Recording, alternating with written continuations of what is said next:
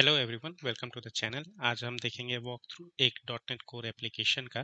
तो सबसे पहले मैं स्टार्ट कर रहा हूँ। स्टार्ट करने के साथ साथ मैं प्रोजेक्ट क्रिएट करूँगा और क्रिएट करने के लिए मैं सबसे पहले वेब ऐप कोर एपीआई ही सेलेक्ट करूँगा, क्योंकि इसमें सारी ये डिफ़ॉल्ट सेटिंग्स होती हैं। मैं सेलेक्ट करके फिर नेक्स्ट पे क्लिक कर रहा हूँ। यहाँ पे मैं एक नाम दे दूँगा अपने प्रोजेक्ट को, for example demo API. Solution का नाम और प्रोजेक्ट का नाम मुझे सेम ही रखना है, तो नो इश्यूज हियर। मैं आगे बढ़ता हूँ। नेक्स्ट स्क्रीन पे हमें दिखाएगा कि हमें कौन सा टाइप सेलेक्ट करना है। फॉर एग्जांपल अगर मैं HTTPS अगर कॉन्फ़िगर करना चाहता हूँ तो मैं HTTPS कॉन्फ़िगर करूँगा। उसके अलावा क्या मुझे डॉकर इनेबल करना है, तो मैं डॉकर के लिए यहाँ टिक कर लूँगा अगर करना है, लेकिन इस प्रोजेक्ट के लिए मैं नहीं कर रहा हूँ, क्योंकि मुझे जो है सबसे सिंपलिस्टिक प्रोजेक्ट डिफ़ॉल्ट में क्या क्या चीज़ें होती हैं वो सब कुछ एक्सप्लेन करना है, ताकि आपके लिए ज़्यादा ईजी हो। नेक्स्ट थिंग है, क्या हमें कंट्रोलर यूज़ करना है। यहाँ पे इसका मतलब ये है कि क्या हम मिनिमल एपीआईज़ का यूज़ करना चाहते हैं। नहीं, हम कंट्रोलर का ही यूज़ करेंगे इस पर्टिकुलर एक्सप्लेनेशन के लिए। उसके बाद आता है enable open API. That basically मतलब ये है कि क्या हम स्वेगर यूज़ करना चाहते हैं। इन केस स्वेगर यूज़ करना चाहते हैं तो हम इसको टिक कर देंगे। और ये सारी बेसिक डिफ़ॉल्ट एपीआईज़ की सेटिंग है। इसमें काफ़ी सारी सेटिंग्स आ जाती हैं, इसलिए डिफ़ॉल्ट में हम जो चीज़ें हमारे लिए अवेलेबल है ऑटोमेटिक हम वो सारी सेलेक्ट करेंगे और कोशिश करेंगे उनको समझने की।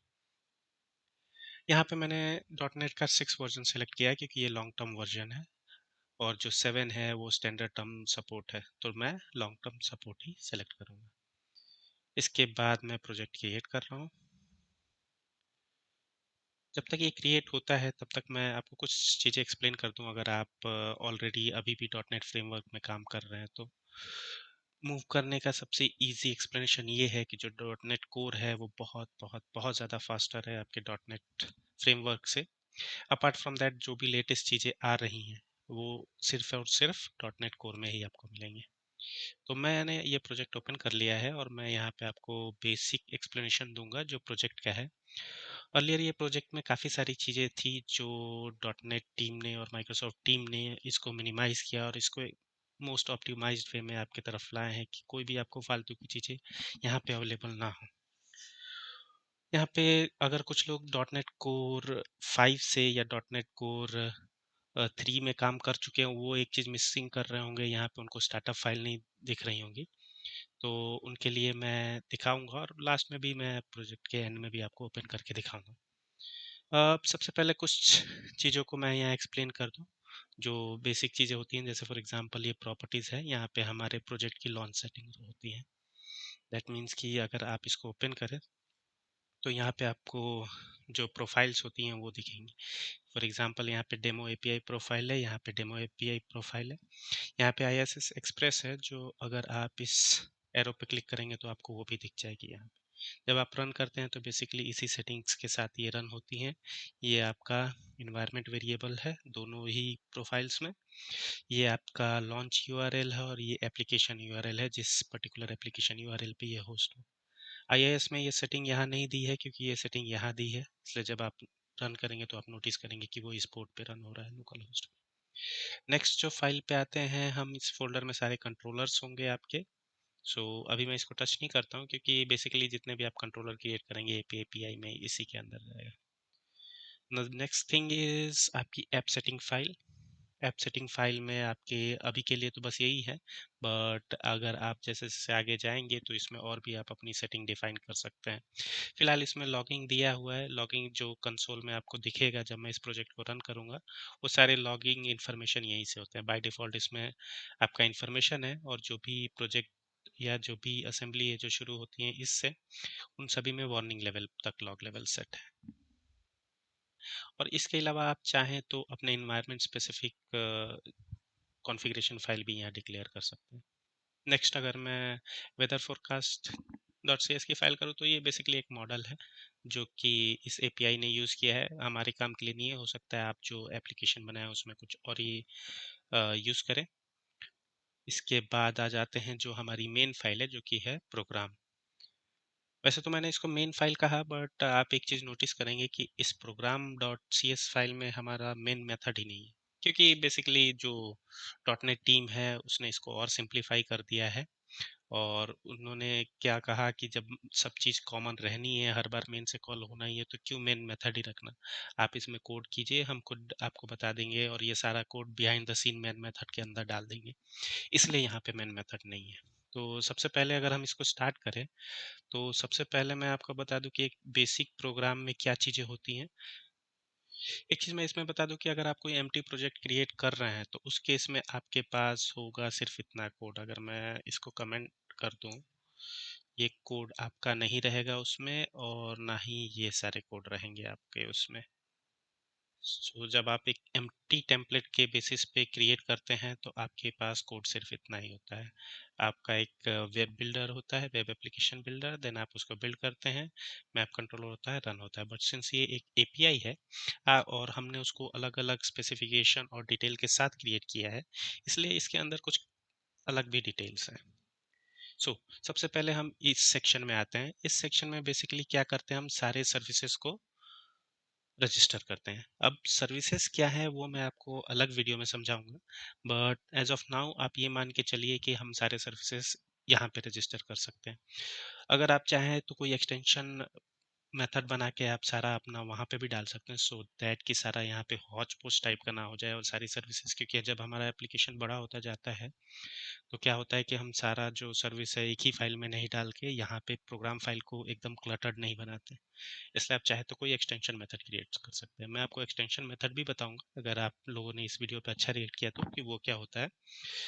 उसके बाद यहाँ पे जब हम बिल्ड कर देते हैं एप्लीकेशन को तो हमारी पाइपलाइन शुरू हो जाती है। Application pipeline, sorry, application pipeline शुरू हो जाती हैं और यहाँ से हम सारी जो पाइपलाइन है क्रिएट करते हैं। एज ऑफ नाउ आप देख रहे होंगे कि हमने यहाँ पे स्वैगर ऐड किया हुआ है, एचटीटीपी रीडायरेक्शन है जो कि बेसिकली आपके कॉल्स जो एचटीटीपी पे होता है उसको एचटीटीपीएस पे रीडायरेक्ट करता है। फिर यूज़ ऑथराइजेशन है जिसका अभी कोई मतलब नहीं है क्योंकि हमने कोई इसमें ऑथराइजेशन इम्प्लीमेंट नहीं किया है। फिर हमने सारे कंट्रोलर्स को बाय डिफ़ॉल्ट ये कंट्रोलर टेबल बनाता है और मैप कर देता है, और लास्ट में रन है जो कि हमारा एंड पॉइंट है। ये लास्ट मेथड होता है जो रन करता है। तो ये बेसिकली मैंने आपको बेसिक चीज़ें समझाई हैं। अगर कुछ लोग जो .NET 5 से आए हैं या .NET 3 से आए हैं उन्होंने इस एप्लीकेशन को किसी दूसरे तरीके से देखा होगा, लेट मी सी कि मैं आपको वो दिखा सकता हूँ कि नहीं।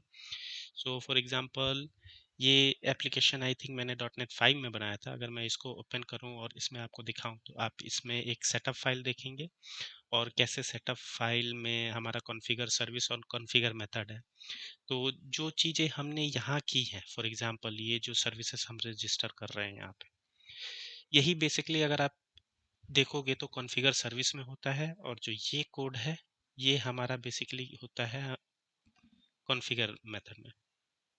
यहाँ पे हम सारी सर्विसेज आई सर्विस कलेक्शन में रजिस्टर कर रहे हैं और यहाँ वेब एप्लीकेशन के अंदर सब कर रहे हैं। सिमिलरली वहाँ पे भी ऐसा ही होता है। तो आई थिंक वो एप्लीकेशन ओपन हो गया होगा। तो जैसे कि आप देख रहे हैं ये एक सेटअप फाइल है। सेटअप फाइल में कॉन्फ़िगर सर्विसेज है मेथड और मेरा कॉन्फ़िगर है मेथड। इसमें आई सर्विस कलेक्शन में सारे सर्विसेज हम ऐड कर रहे हैं, इस केस में सिर्फ कंट्रोलर्स ऐड कर रहे हैं।